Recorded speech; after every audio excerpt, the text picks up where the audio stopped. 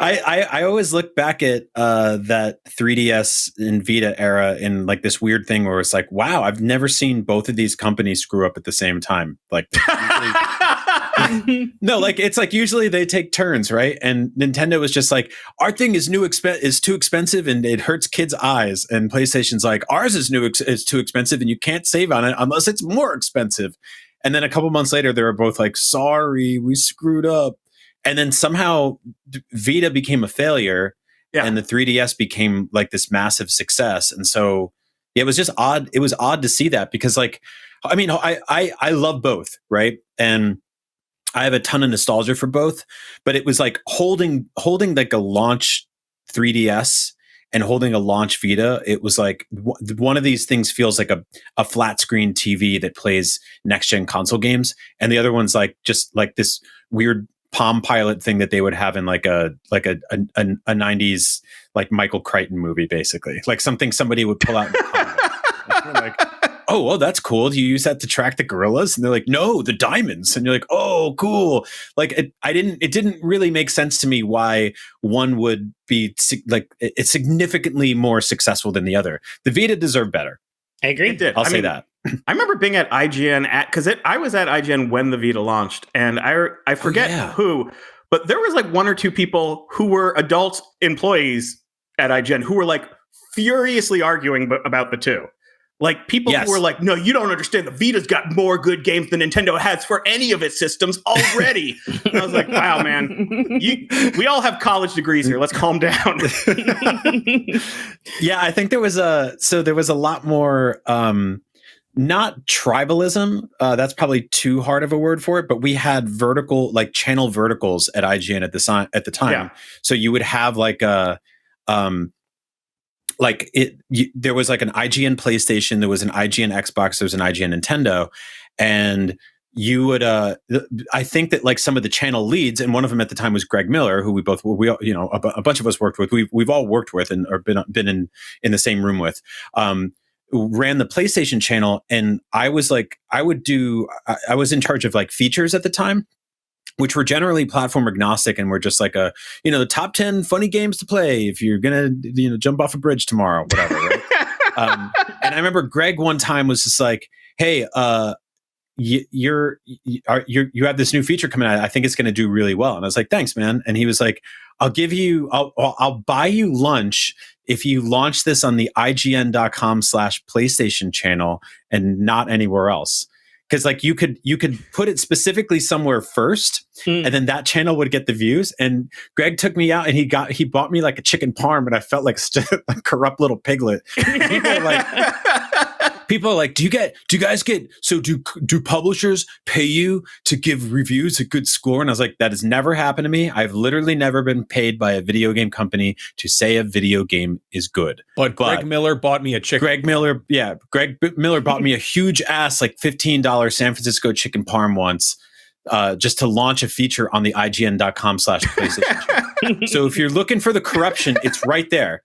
And it continues to be there. And you know what? I can't speak on Kind of Funny's business models these days, but I bet you the same sort of corruption is happening right now. And I think they should dig into that. I think people should look into what's going on behind the scenes over there. I'm calling you out, Greg. I think that you're probably paying people with chicken parm sandwiches under the table, over the table, side of the table, wherever you put the chicken parms. I think it's happening right now. So look into it.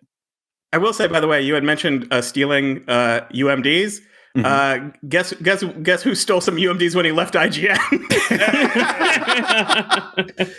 I don't know. There used to be a gaming closet back in the day that had like a bunch of like DS and 3DS and UMD stuff, and boy oh boy, there was some that I walked out with. I don't think anyone would want. Like it was like nobody wants this obscure JRPG. I'll just take it. There was they moved that gaming closet from office to office sometimes, and there's always just like there was this bucket. Max, it was like a bucket of GBA games that you would just reach in, case or like a garden. But it was like literally a giant, like the most Game Boy Advance games you've seen in one place, unless you worked at a Game Boy Advance cartridge factory. Like it was just a vat of them.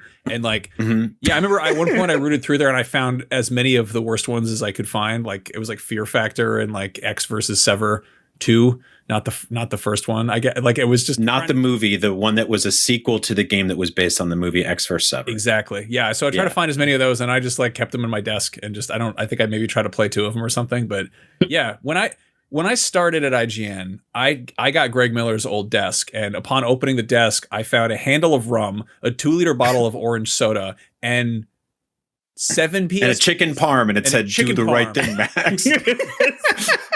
Don't screw where this came from. No, so I do want to talk about this in terms of actual questionable news. There's rumors floating around about another PlayStation Portable. We've been hearing these on and off. Everyone's kind of doing it. There's, supposedly Xbox is doing one. Nintendo just decided they're going to do another one.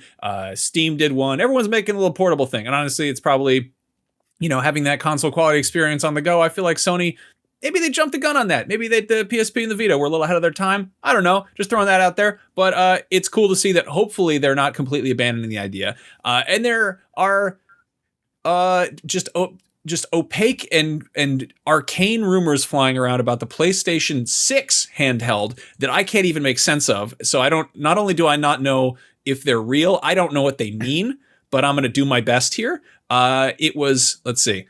There's a discussion on NeoGAF. Apparently they're asking ChatGPT if a PlayStation 6 portable can match the power of a PS5 in all parameters by 2028, which again, it's like, I feel like that's kind of a slow news day conversation over there. However, that was a weird setup for, there's a ancient message board that spun off into a better one, and they're using ChatGPT to figure out the future. Yeah. No, there's an AMD leaker who goes by Kepler L2. Bad boy has been found. Listen up. This is huge if true. Last month, Kepler L2, the AMD leaker, said that the PS6 handheld will be powered by a 15-watt 3nm SoC, which they claim will have much lower than 40 CUs. So just yeah, those are good numbers. Those are all good numbers. Huge numbers. If that's true, that's going to be big. Watch out, Gotham. The AMD leaker is bad. Do you think he gets bullied by the NVIDIA leaker? AMD leaker is actually just a knockoff of KK Slider. It's a rooster that plays a banjo. It's different. But no, like I guess the speculation here is that if there is a PlayStation 6 portable, it would be less powerful than a PS5, which, considering they keep raising the price of the PS5, that doesn't seem that far-fetched to me. But I don't know, like having a portable PlayStation that's sort of on par with an Xbox Series S or a PS4 Pro, is that a thing that we want? Like, where do we go with that? Because like, the big thing right now is these massive, like, skateboard-sized portable, computer things, which I think are just encroaching on like tablet territory. Like, they really are skateboards. What? They really are skateboards. They're like big that. Skateboards, Yeah, it's kind of annoying. Yeah, and like I don't know. I took a Steamdeck on a flight, and I just wound up like, it was such a this is a first world problem, to say the least, but like, it was just cumbersome to get out of my bag to play it, and it made me miss the days of having like a Game Boy or a PSP or even a Vita, where it was this thing that could fit in a large pocket, or at the very least was easily retrievable. It was just easy to pick up and put down. And like, now you got these things that are just they're cool. I love them. I think they're a neat idea, but it reaches this point where like, this is calling this portable is generous. Yeah. And I guess, are we all on the same page here? Or like, what would you want from a PlayStation 6 portable, Jada? Honestly, I don't even know at this point. There's so many handhelds. I have so many consoles. I don't know what else I would want out of this dang thing at this point. I guess something that is equivalent to the Portal plus more, because the Portal does give me that access to my library. It gives me access to my account and things that I want to do with it. But I guess just, I don't know if because I don't mind the Portal size, so I don't know if I want it smaller. I wouldn't mind it being smaller, so that it would be that pocket size thing once again. That would be nice. I don't even know. Like, I honestly, like, I don't care, to be honest, about another PlayStation handled. And this is, I don't know, this is maybe blasphemous to say on a PlayStation podcast. I just don't care right now. That's a bold statement, Jada. It is like, I just hate the rumor milling of stuff that may or may not be true. And if true, we may not see for 2, 3, 4, 5, 12 years. I don't know. Like, what is this? Like, it's, I don't know. Go to someone else. Well, maybe they have better ideas of things they want.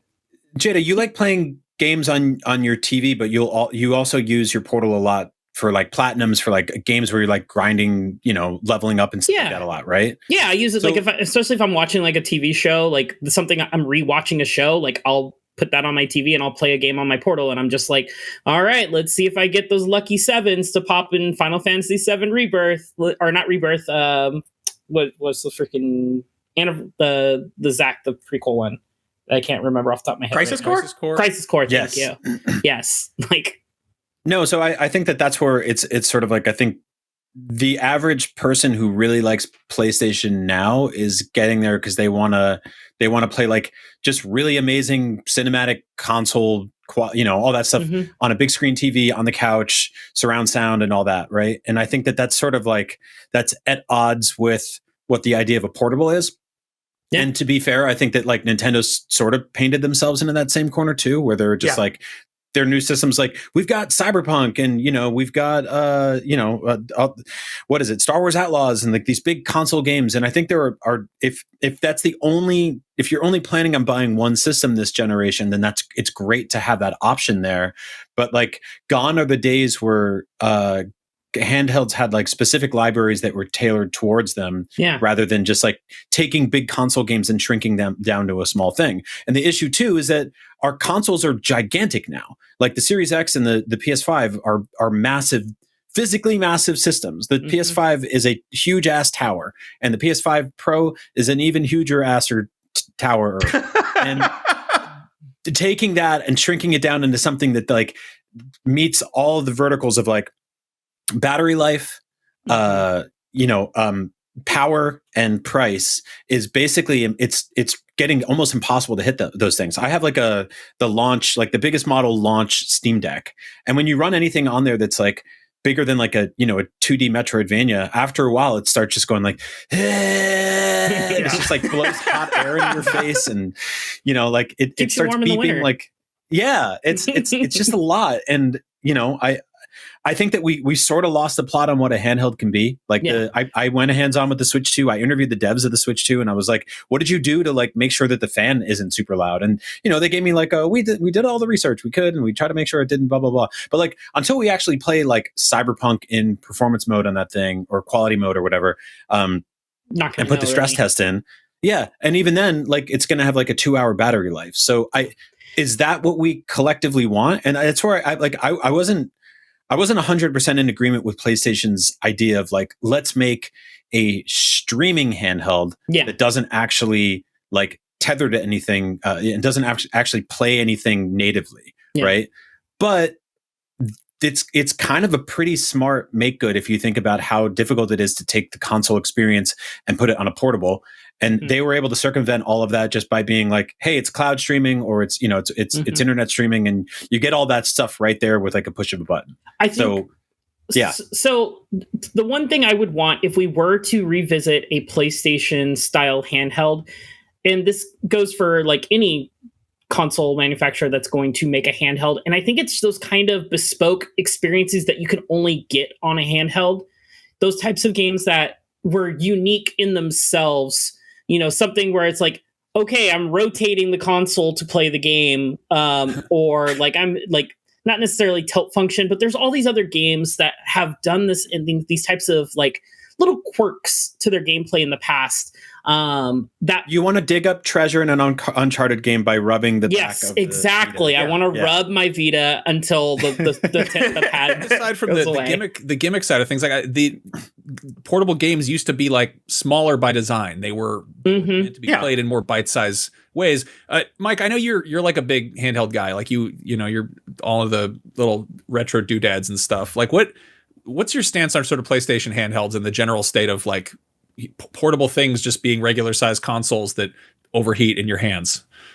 I mean, I'm okay with things being glitchy or broken. Like for years before like the Steam Deck came out, I would buy those little like handheld PCs that kind of barely ran well, like little handheld Windows PCs. So I always like those. I mean, to me, I kind of agree with you, Max. Like they're so big that I kind of need to sacrifice something to put them in my bag, which takes away from the portability. And also, like, I'm going to get a Switch 2 because I am a sucker and I'm born every minute. But like, it's going to be $450. And so that's harder for me to like just whip out on the subway. You know, like I kind of miss portables that were cheap. Like I kind of, you know, a portable you can throw in your bag. Like that's kind of half the reason I like those handheld emulator systems. Like I could emulate more than anything on my Steamdeck, but I'm also not going to take my Steamdeck in the middle of rush hour when I'm on the subway, not because I'm afraid it's going to get stolen, because there's no space for it and because I'm going to drop it. And, you know, having like, even like that. Yeah. Like the Playdate is so much fun because I just throw it in my bag. I take it out. It's not indestructible, but it feels indestructible. I don't feel like I'm going to be losing $500 if I break it. And I kind of miss that element of portables. Like I've always been careful to not break a portable. Like I never wanted to break my Game Boy, but there is a difference in the price. Like a Switch 2 is a full price console. Yeah. It is not like I'll just bring this to grandma's and nothing will happen. It's, I better keep this careful because this could be the last console I own until the next Christmas. Yeah. No, I mean, we're describing a nostalgia we have for a kind of a vestigial part of gaming. And like, I don't know, like the answer, the elephant in the room, the pocket-sized elephant here is phones. Like if I want to play a mobile game, I can play it on a mobile device. But at the same time, that's also, this is my same issue with PC gaming. I like having a dedicated gaming device because there's no chance of somebody sending me like a work email on it. You know, like if I'm on my phone and I'm playing a game, like I'm inevitably going to get distracted by something else on my phone. It's going to buzz at me about some other thing. And that's, you know, that kind of defeats the purpose of having something that's just for pure escapism.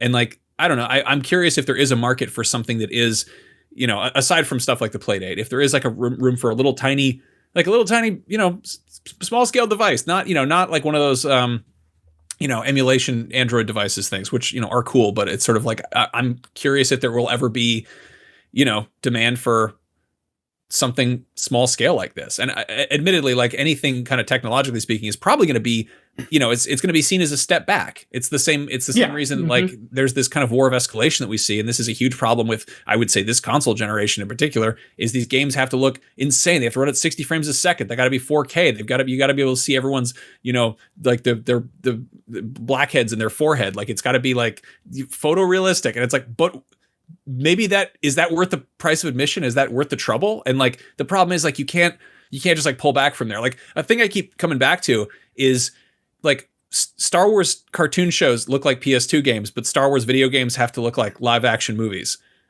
What happened? What happened there? Like it's okay for like I don't know, for Kylo Ren to look like an Infinity figure in Fortnite, but if you make a Star Wars AAA video game where he looks remotely cartoony, people are going to be like, "This is a ripoff. This is a waste of my money." And like that, I don't know, art direction goes a long way. We see this left and right with like older games that hold up well because they were designed within certain limitations and weren't just pushing this, you know, graphical, you know, arms race. And yeah, I don't know if the idea of that, if the PlayStation 6 is in fact a portable device that's a step back technologically, like I could see a lot of people being really pissed off about that. But at the same time, I don't know, something about that's sort of appealing to me in a weird way, because having some limitations is, you know, necessity is the mother of invention. I think a lot of, you know, creative game design comes out of, you know, not being able to just throw power at the problems. Yep.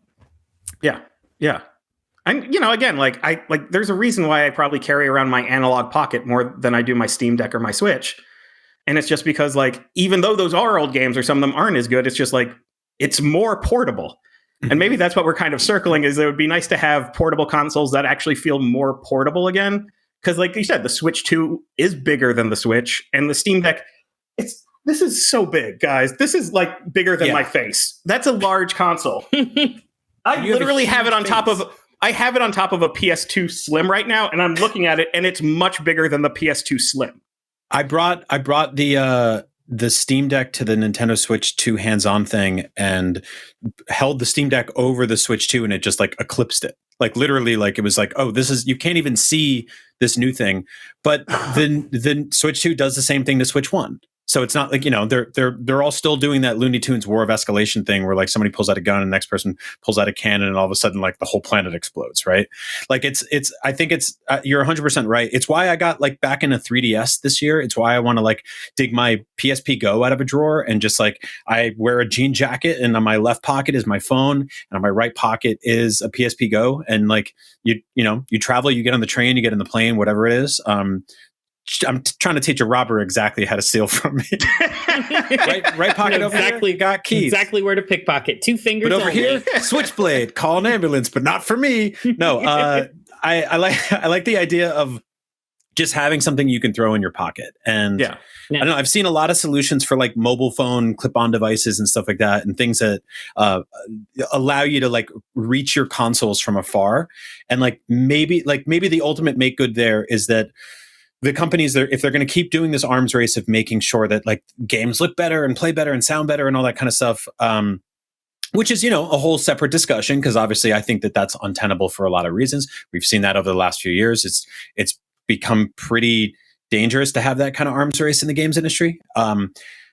Then maybe the make good solution there is like cloud streaming or internet structure everywhere is better. So you can just be like, hey, I can reach everything on my PC, my Xbox, my PS5 on the go. And Nintendo will never do that, right? They'll just be like, sorry, like you need a bespoke specific device for that. So whatever it is. But I think that could be cool for PlayStation. Like have a thing where you do have the option to play games natively, but also have the option to play them via cloud streaming. And then also everyone needs to make the internet better everywhere, which is a much bigger ask, but everything should be better and not worse. I know that's a controversial opinion, but I stand by it. I think that would be great if things were nicer. Yeah. But no, I think we did touch on something like the fact that we always think of nostalgia as like, looking back at a certain sort of aesthetic or time period, or like, I miss when video games had pixel art, but it's like there's overlooked is just the form factor of just how games were played. And it's kind of weird how like portable gaming has completely kind of been left on the wayside. Like now it's just like console gaming on the go or a mobile game, which I don't know.